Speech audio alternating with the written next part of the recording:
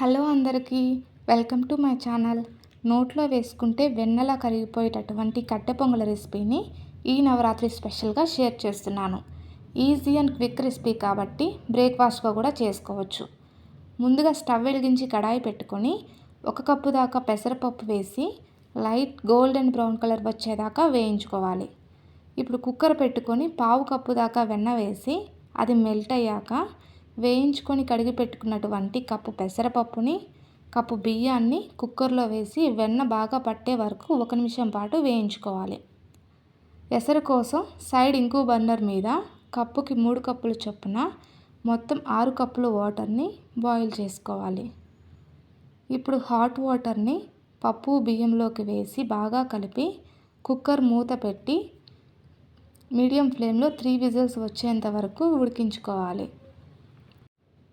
ఇప్పుడు కుక్కర్ మూత తీసి చూస్తే పర్ఫెక్ట్గా ఉడికింది. ఇప్పుడు రుచికి సరిపడా సాల్ట్ వేసి గరిటెతోనే లైట్గా స్మాష్ చేసుకోవాలి. ఇంకా జారుగా కావాలి అనుకుంటే ఈ స్టేజ్లోనే కొద్దిగా హాట్ వాటర్ని అయితే కలుపుకోవచ్చు. ఇప్పుడు తాలింపు కోసం నెయ్యినైతే హీట్ చేసుకుంటున్నాను. మనం ఏ కప్పుతో అయితే రైస్ తీసుకున్నామో అదే కప్పుతో 1/2 కప్పు నుండి 3/4 కప్పు దాకా నెయ్యి తీసుకుంటున్నాను. 1 టేబుల్ స్పూన్ మిరియాలు, 1/2 టేబుల్ స్పూన్ జీలకర్ర, 5-6 పచ్చిమిర్చి తరుగు, 2 టేబుల్ స్పూన్ల సన్నని అల్లం తరుగు, 4 కట్ చేసుకున్నటువంటి ఎండుమిర్చి, 1/4 కప్పు దాకా జీడిపప్పు వేసి దోరగా వేయించుకోవాలి.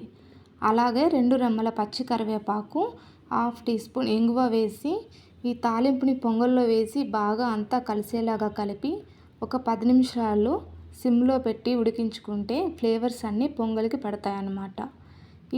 ఈ కట్టె పొంగల్ని ఫెస్టివల్స్ అప్పుడే కాదు, హెల్దీ బ్రేక్ఫాస్ట్గా కూడా చేసుకోవచ్చు.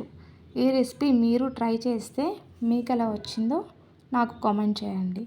అలాగే మన ఛానల్ని సబ్స్క్రైబ్ చేసుకొని నోటిఫికేషన్స్ ఆన్ చేసుకోండి. Thank you.